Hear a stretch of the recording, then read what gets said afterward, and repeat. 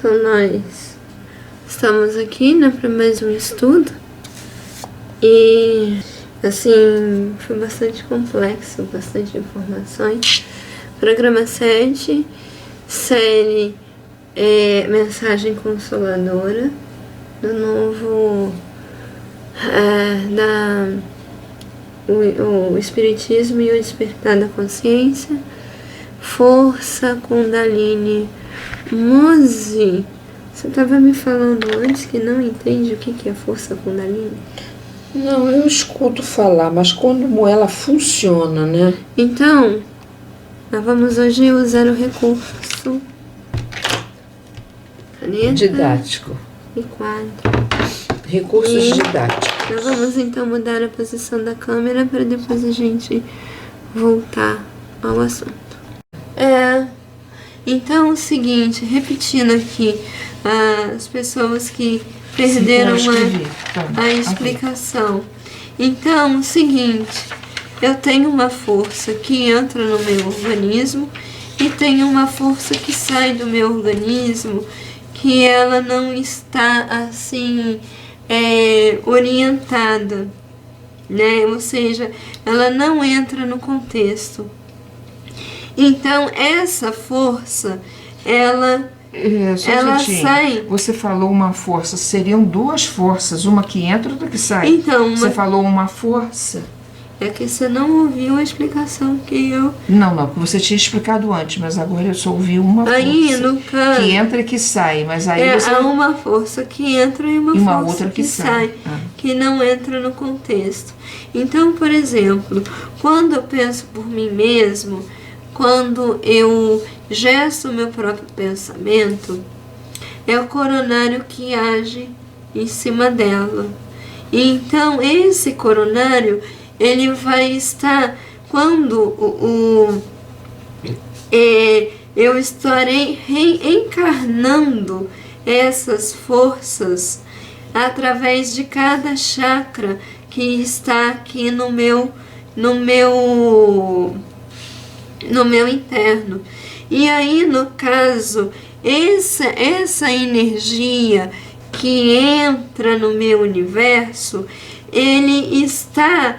ele vai formar os veículos de expressão dessa força que entra a partir do coronário.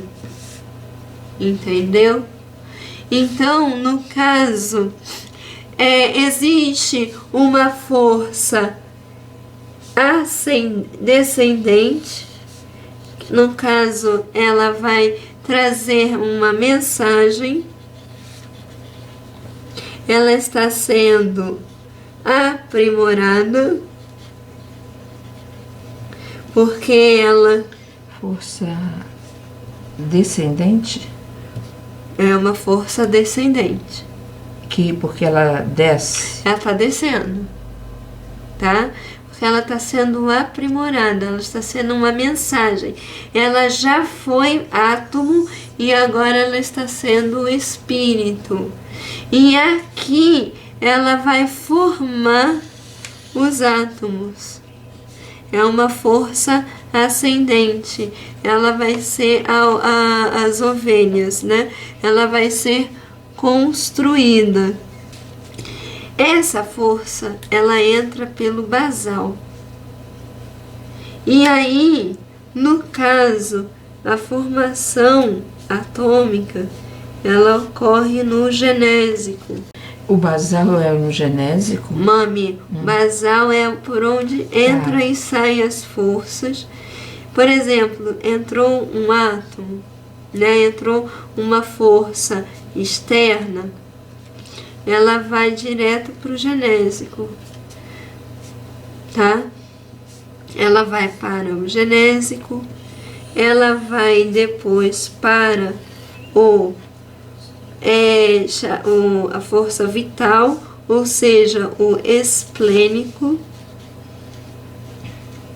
Aí depois do esplênico, ela vai para o gástrico, tá? Aí esse gástrico, ele vai trabalhar os instintos, ele vai formar os átomos aqui no genésico, e aí no esplênico ele vai trabalhar no esplênico ele vai organizar e vai manter essa criação. O gástrico ele vai criar as orientações, né? Vai formar os instintos. O cardíaco vai trabalhar as emoções. Eu vou eleger uma emoção a ser trabalhada e ele vai trabalhar. O laríngeo, ele vai desenvolver a parte dos desejos. Aqui, ele vai trabalhar, aqui seria, desculpa, emoções, eu vou colocar cardíaco, né? Cardíaco. Nos desejos, eu vou colocar o laríngeo e, por fim, o frontal e a inteligência, a memória, tá? Tudo ligado a emoções superiores, tá? Então, porque no caso, é por aqui que entra, tá? Eu me lembrando de um trabalho do Marquinhos com o Sebastião, ele estava falando justamente sobre essas forças que nós... como é que ocorre, né, a formação atômica? Eu penso, forma um átomo, né? Então ele fala que nós ingerimos um alimento, essa força, ele sai né, a gente mastiga, liberamos os fótons físicos, ele sai da pineal, vai para a pineal, da pineal vai para o genésico, aí ele sobe. Que interessante, né? Aí ele vai até o coronário, ele vai formar o chakra coronário. Nisso que ele forma o chakra coronário, ele vai fazer parte da constituição, né, do coronário, e nisso ele vai participar de todos os sistemas, de todos os órgãos. Ele vai reconhecer o terreno primeiro, e aí quando ele chega no coronário, ele vai descer com pensamento para aprimorar. Posso falar uma coisa? Pode?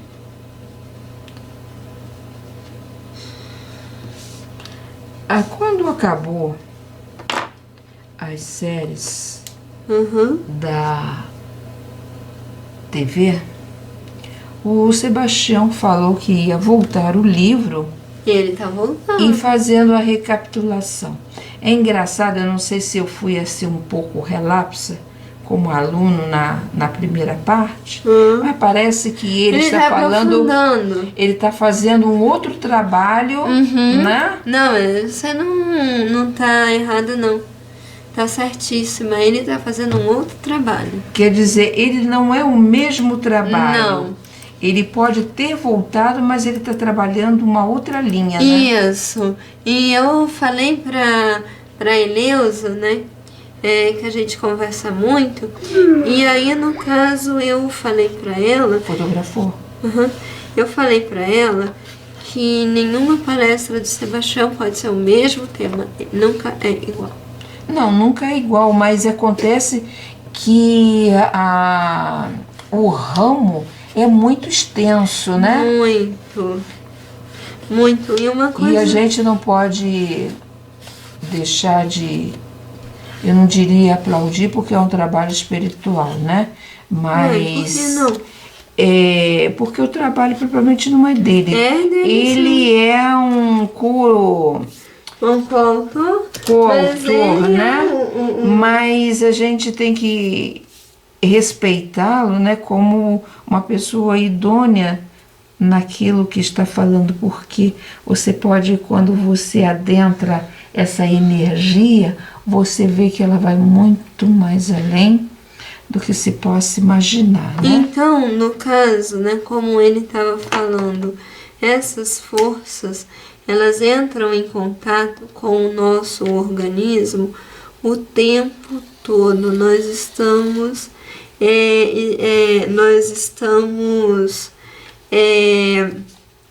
assim, trabalhando essas energias, tanto dentro quanto fora de nós. E aí, no caso, isso faz parte de um processo chamado de permuta constante. Então, eu estar trabalhando essas forças dentro de minha responsabilidade sobre a formação dos nossos pensamentos. E hoje eu descobri que tudo inicia-se pelo pensamento. Uma coisa, uma dúvida sempre gerou, que uma pessoa, né, ela diz que eu tenho que mudar o meu comportamento, mas não.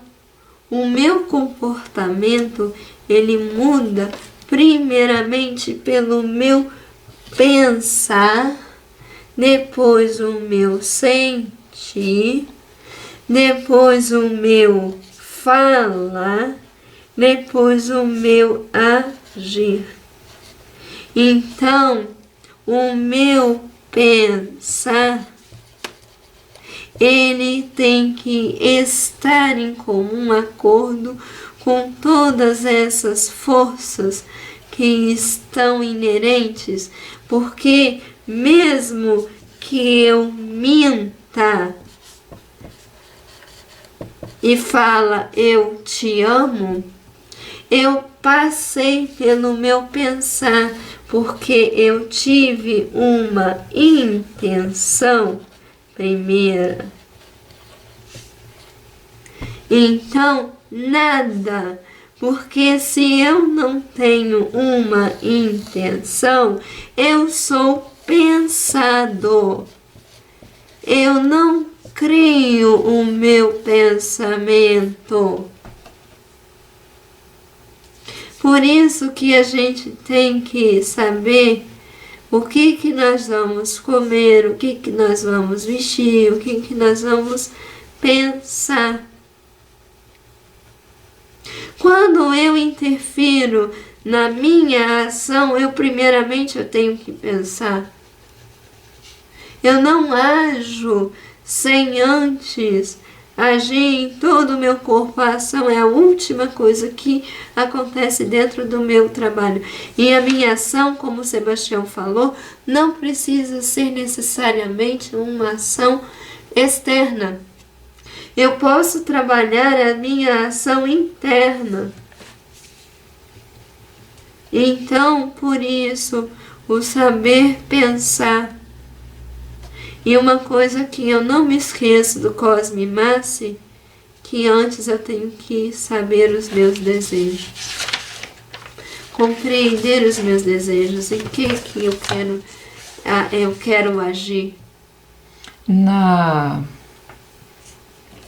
No programa passado, ele coloca a emoção, não sei se também estava inserido, não me lembro agora os desejos, mas ele coloca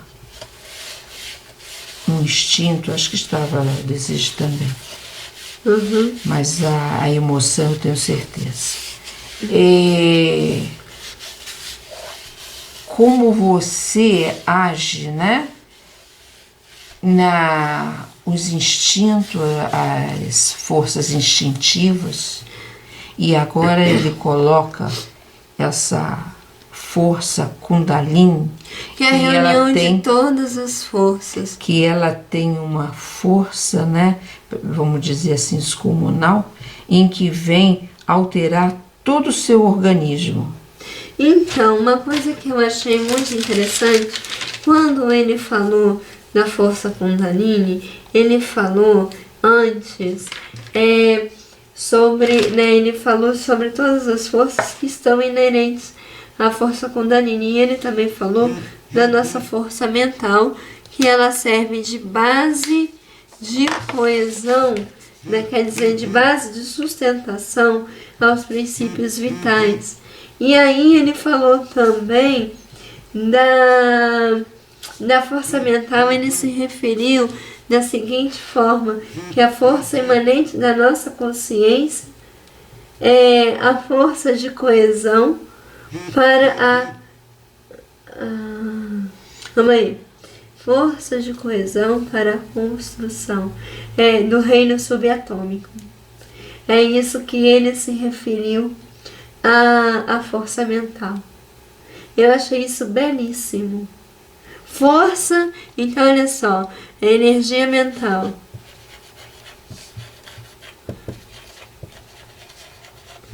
Seria a força imanente da nossa consciência, imanente de nossa consciência,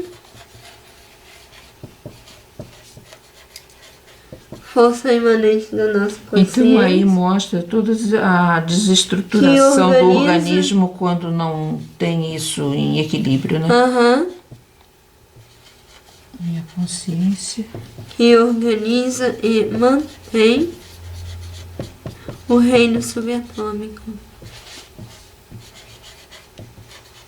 Então, uma coisa que eu achei muito interessante lembrando sempre do agente, do intermediário e do campo de atuação. Deus, Espírito e Matéria. E você sabe o que me fez lembrar tudo isso? O passe, né? Que ele até falou que essas forças espirituais são as nossas próprias forças, não são forças externas. Claro que existem as forças externas, porque a gente está assim, sempre, como é que se fala? Sempre em permuta incessante. Mas a nossa própria força, ela está mais em ação. Por isso, a necessidade de estarmos conscientes da ação o tempo todo. Agora eu posso mais ou menos entender por que as pessoas precisam de todos os movimentos para poder dar para poder passe. Se concentrar na ação. Porque não só isso, porque eu acredito que elas têm isso como uma coisa mais material. Então é para se concentrar, é o capítulo 8 do livro do Sebastião, que ela fala que a vela, você lembra uma citação dessa? Sim, mas acontece o seguinte, eu sempre bati na tecla que se é espírito, por que esses movimentos? Porque eu acredito, eu penso, não sei se eu estou falando certo, que nós ainda não acreditamos que essa força é espiritual. Talvez seja isso, não? Então, olha só, uma coisa que eu achei muito interessante. Sebastião falou da necessidade de mantermos o nosso pensamento. Acho que então, voltando, né, a gente já trabalhou um pouquinho aqui. A gente pode... Fala, Moze, você estava falando. Você falou da energia mental, que é uma força imanente da nossa consciência que organiza e mantém o reino subatômico, né? Isso é uma definição da energia mental dada por ele. Você vê aqui, o Sebastião, ele fala que a mente, ela é inocente. Mas, no entanto, ela tem um trabalho imenso.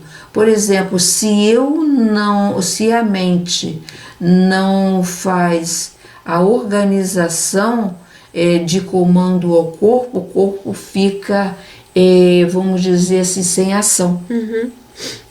Então, quer dizer, essa parte mental, ela tem um poder muito maior do que eu poderia imaginar, né? Você fala, é interessante. É uma coisa que o Sebastião falou, né? Até a Valéria perguntou se eu tenho que, se eu lá no alto eu posso descer, né? Eu posso cair. Lá no alto? Assim, numa posição hierárquica, tipo assim, ser um Cristo, ser uma mente. Eu posso escorregar, mas lembrando que não é o todo também da mente, eu sou um constituinte da mente. Eu sou constituinte do Cristo, não é o Cristo tudo que desce, que erra, mas é um fragmento do... E a mesma coisa, quando a gente erra também, não é a Pamela, não é a Beth, é um fragmento da Beth. Uma que né? Não acertou o passo, vamos dizer não assim. Não acertar o passo. Acontece o seguinte, hoje eu estava pensando... Aí, deixa eu falar uma coisa.